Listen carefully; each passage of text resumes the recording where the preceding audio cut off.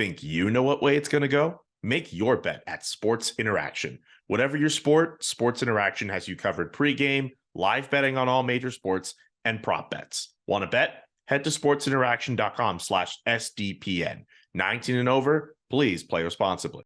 Well, the great news for Edmonton is that Evander Kane sounds as though he's imminently ready to return, perhaps as early as Tuesday, but certainly I would say in the coming days, it appears that that's what's going to happen. And you know, when that happens, they will have to clear some space out. I mean, there's a couple things they can do. They can send some players down that are waiver exempt. They can carry a 20-man roster, which is the minimum.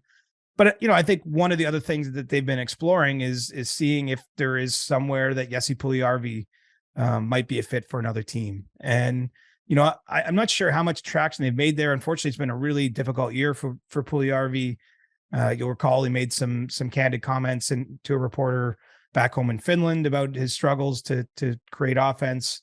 You know, has not produced up to the level that was certainly expected of him when he was a 4th overall pick back in 2016. And, you know, I think his career is kind of stalled out a little bit. But, you know, that's something to keep an eye on, is that it's not to say they have to move Puljujarvi as part of activating Evander Kane. I think there's other ways they can create the space that aren't quite as drastic as we might say. But, you know, I think that they've been canvassing the league to see if there's a market to you know, unload that player. And, you know, they're going to have to do some sort of roster tweaking. So we'll keep an eye on the waiver wire and you know, see if anything comes of the Puljujarvi talks.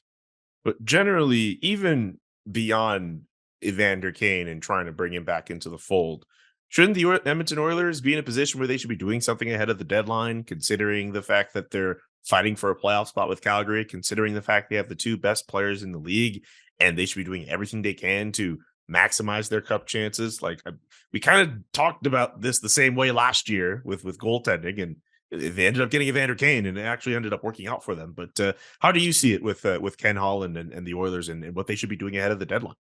Well, I think that they'll get a defenseman, likely a left shot defenseman. I know that they've had their scouts out, you know, following a handful of guys that they've identified as, you know, potential candidates.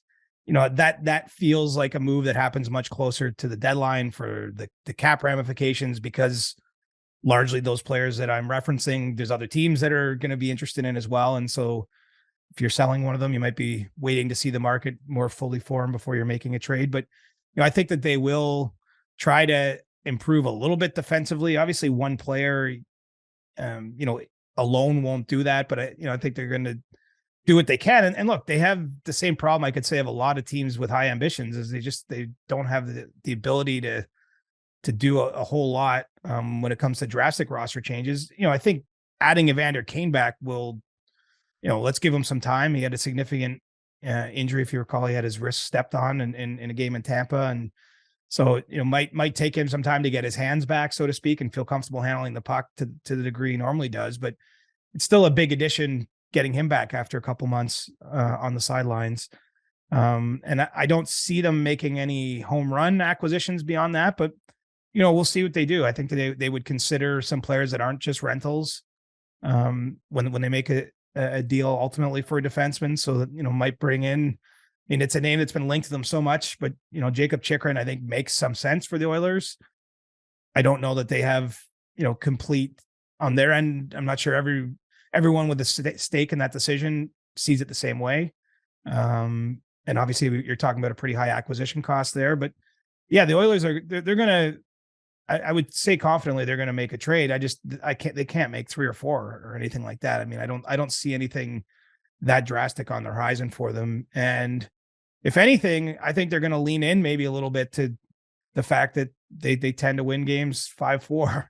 You know, they're not built the way other teams are, but they also have 2 players at the top end of the roster that probably no other team can quite match in terms of their offensive abilities. So, yeah, that's sort of where the Oilers are at. I still think they could win it all this year, even though it's been kind of an up and down year. It hasn't gone the way everyone would like. I mean, just seeing what Connor McDavid and Leon Draisaitl did for a couple of rounds last year, if they can repeat that, and of course they can, I mean, that they're going to be a dangerous out no matter who they play. Absolutely. I mean, teams kill for 1 Hart Trophy candidate. Imagine having 2, like the Edmonton Oilers do. That's just what it is. But we will obviously be updating the Edmonton Oilers file as we make that race towards the trade deadline.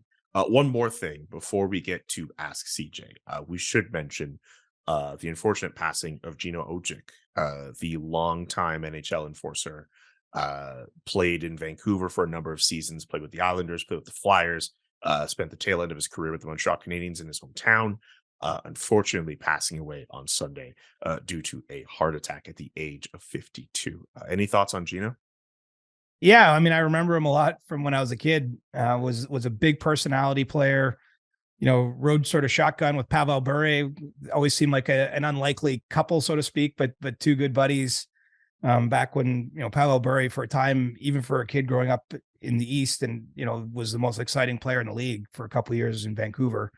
And yeah, I remember Gino, being sort of his protector, a different era of the sport, and just always seemed like a really kind guy. Really embraced Vancouver. I think was one thing that made him so popular and beloved among Canucks fans, is he just seemed like there was nowhere else on earth he wanted to play. And strangely enough, I have an uncle who has a cottage in a place called Maniwaki in Quebec, and that's I believe right from where Gino was from. So Yes, I never met him personally, but have fond sort of remembrances of him as a player, and just seemed like a wonderful guy. And 52 is just too young to go. So I'm sorry for him and his family that they've had that loss.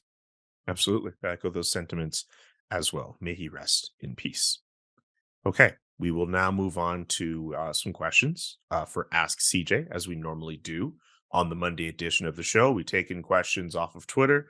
We take in questions off the SDPN Discord as well. And they could literally be about anything. They could be about hockey. They could be about food. They could be about, I don't know, what tailor CJ has for his suits. I don't know. What's your suit budget? I don't have one currently, so Oh, you don't have a suit budget. it's whatever I'm willing to pay. Okay, all right. We get whatever you're willing to pay for the suits, and not for a wild card weekend NFL game with a 1-day Right. turnaround in Tampa Bay. I can't be going to Cowboys games when I got to be getting some nice suits for trade deadline.